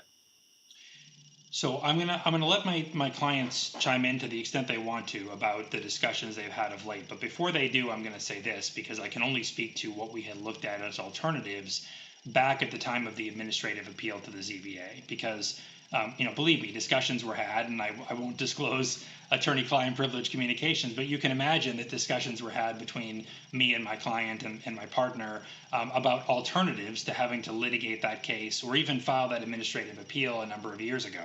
That's never a developer's preference. This is not a site that was purchased with the intent of constructing a multi-million-dollar multifamily housing development. It was purchased for the construction of a single-family home. The return on a single-family home is fairly limited as compared to some of those larger projects. So the preference would have been to explore those sorts of options. And so we had discussions at that time about, is there any way, whether, even before we discussed the potential with the adjacent property owner, is there any way that we could minimize the need for that easement? Could we restrict? And I think the conclusion we came to is, well, there might have been some things theoretically, without even speaking to whether the owner of 99 Washington Street would be amenable to them, while there were things theoretically that we might have been able to do, I'm going to share this again just so the board sort of recalls the layout. You can see here that even if there's a portion of this piece of the dog leg that could somehow be wrangled back from the owner at 99 Washington Street, we're not gonna find a way to gain ourselves another 9,000 square feet of land that is going to constitute buildable area that will make this property compliant. Would it reduce the extent to which we're seeking the variance because it's not as much of a variance if you compare the numbers? I suppose it could, but it's not going to bring the property into compliance with the bylaw. Was what we had determined. Do you have anything to add to that, Jonathan or David? Yes, hi, Jonathan Miller, Daily Holding Company, 3 Kinsman Lane. We spoke with both the prior owner and the now new owner of the property over the past 6-7 months with regard to this. Prior owner, used the property and used the easement, and so that easement was not part of this. Changing the easement was not part of or an option with regard to our redesign and reconfiguration of the lot. It wasn't until the second meeting that we had with the neighbors that the 99 property had conveyed. So the first meeting we had with them at the library, the prior owner was a part of that. Was liked the new concept, liked the smaller footprint of the house. Met with him and his wife, walked the property, discussed landscaping concepts, and he was, largely in support of it and kind of the voice of the neighborhood during those meetings. Then during these, the rework of the location, kind of shifting it a little bit, updating the landscaping plan, providing them some additional information with regard to square footage and some renderings of the property. The property conveyed, and we met with the new owners. They had a slightly different take on the landscaping and how they'd like to see the trees and shrubs along their property line. And they were the ones that had a concern about making sure that we did the drip line analysis on the tree in the corner of their yard to make sure that the septic system didn't interfere with the health of that tree. So with regard to talking to them about the easement, we did not, as they just recently bought the house, and I didn't, I don't know what their current and future use is going to be with regard to that area. And as Adam alluded to, I don't think if taking some of it would make the difference to get us away from asking for this variance. Okay, thank you. So can you describe the changes that you've made? My recollection was that a lot of the objection of the neighborhood to the prior house was that the scale of the house was not appropriate for, the Kinsman Lane or for the other homes in that area. So can you describe the changes that you've made and what's being proposed? Do you want me to take that, Adam, or? John, if you want to talk about the concessions you made as a result of the neighborhood meetings, because you've been in attendance at those meetings and I haven't been, you can do that.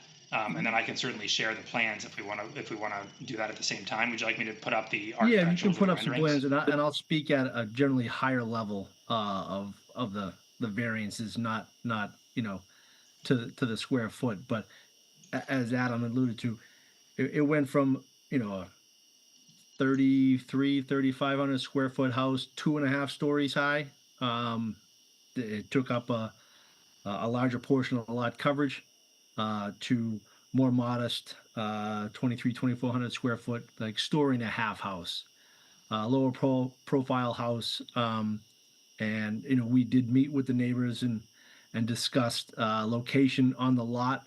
There was a concern sight line coming down Washington, making sure that it was in a position to make sure that the buses that come down Kinsman in the corner of Kinsman and Washington had good sight line for the kids to walk. The driveway location of this had previously been looking at the plan farther left, and where the cars coming out of the house, lights would have more of an impact on the neighbor on Kinsman Street. So we moved that down.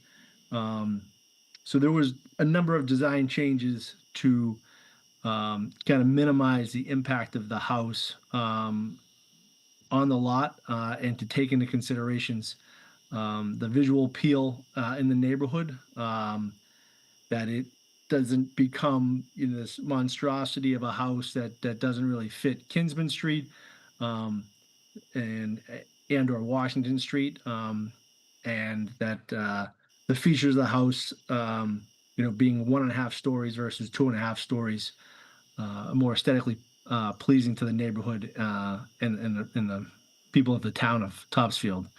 My understanding that this is a well-traveled road, and this area of this bend is one of the kind of purchase appeals of 99 Washington is they kind of sit a little higher up than this house, and have a sight line down Washington, past Kinsman and towards the center of town going the other way. But if you don't have the previous plans, it was, like I said, it was a 2.5 story house, over 1,000 square feet larger than this. This is a 2-car garage. I believe the other one was a 3-car garage. The driveway would have been, you turn into it on the side of the house. So when you come out, your lights were going across Kinsman Street to the neighbors across the street, where that's not the case here. Okay, all right, great. Other members of the board, any questions? Jody? I don't have any offhand. Okay, Gregor?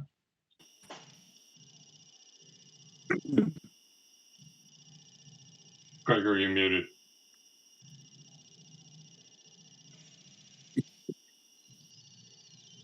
Sorry.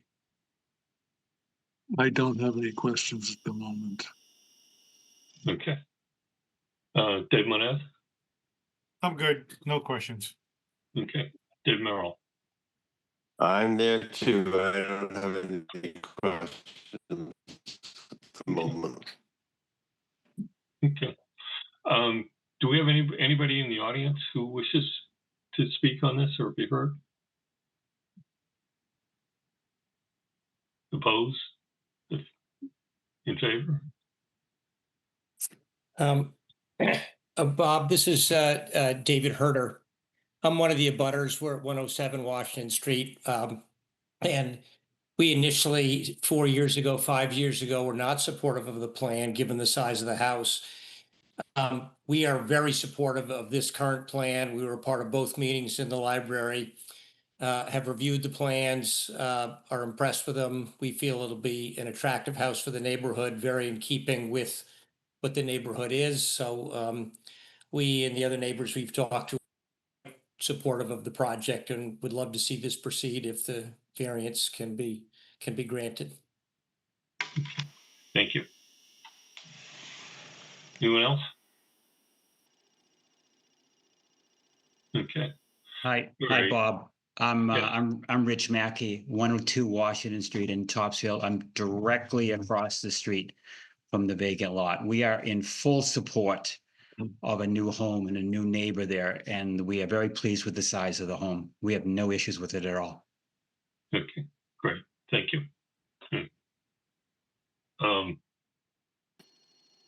Personally, I can't wait to see the lot get cleaned up. So when I drive past it, it doesn't look like a mess anymore. And I'm sure that most of the people in the neighborhood will be thrilled to see the lot cleaned up. So I would be in favor of granting a variance for this. I think that if nothing else, it makes no sense to continue to have this lot vacant and not be to productive use. And I think what Mr. Miller has proposed is a suitable and appropriate use of the lot. I think that Attorney Costa has made sufficient argument as to compliance with the very tricky variance statute that the board is justified in granting the variance. And I think that, frankly, we are not a zoning board that says no variances, no way, no how. So I think we try to be practical and end up with the best result for everyone involved. So on that basis, I would move that the board grant the requested variance, subject to the conditions that Attorney Costa has laid out in this slide projection with respect to dust control and the botanist and the other conditions that are set forth there on the slides. And Did you is there a want to second? close the hearing first, or? Oh, you're such a stickler, Lynn. Sorry. Yes, I move that we close the public hearing. Second. Roll call, David Merrill, Yes. Gregor Smith, Yes. Dave Menez, Yes. Jody Kleiniff, Yes. Bob Moriarty. Yes. Okay, motion has been made. Is there a second? I'll second. What, I'm sorry, for motion is made for what? To grant the variance. Okay, I just want to make sure that the variance is granted based on the design that we've received, and the size of the building. Yes, the variance is for the building, the specific building plans that have been presented to us. Okay, Yeah, thank you. And I think, is that Adam who's sharing the? Yes. Mhm. Okay. So those are the conditions that will be imposed as part of the variance. Okay, thank you. Okay. Roll call vote, David Merrill. We have David. Yes. Okay, thank you. Yes. Gregory Smith, Yes. Dave Moniz, Yes. Jody Kleiniff, Yes. Bob Moriarty. Yes. Okay, Thank you. We Thank you. appreciate your time tonight. good. Thank you. Thank you. Thank you very much. Thanks. Okay. What do we have next, Lynn? 2 sets of minutes, August 26th and September 4th. Okay. Jody? You're on mute, Jody. Sorry. There we go. I have to have my screen in front of me. If I'm looking at anything else, it doesn't unmute. I haven't looked at them yet. I'm sorry. I can scan them now if you'd like. Okay. It's been kind of a crazy All right. day. Well, I mean, we can push them off to the next meeting, man. I don't know if anyone else has had a chance to look at them. I have not. So, to seeing such enthusiastic faces, I think we'll postpone the consideration of the minutes until our next meeting. Sorry. You need a That's motion? okay. You know, the funny thing is, Jody, I could hear you laughing even though you weren't on mute. No.